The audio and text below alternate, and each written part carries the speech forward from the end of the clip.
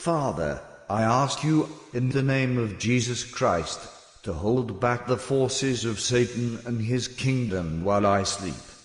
Satan, you and any evil spirit in your kingdom that could be in or around our properties, I bind you and drive you out in the name of Jesus.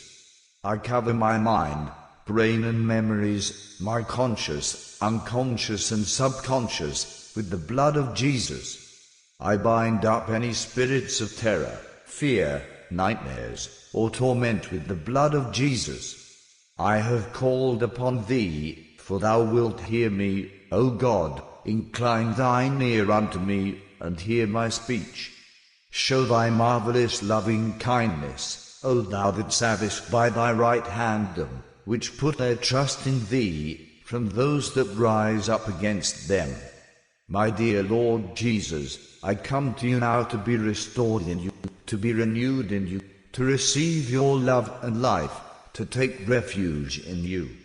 I honor you as my sovereign, and I surrender every aspect of my life totally and completely to you. I give you my body, soul and spirit, my heart, mind and will.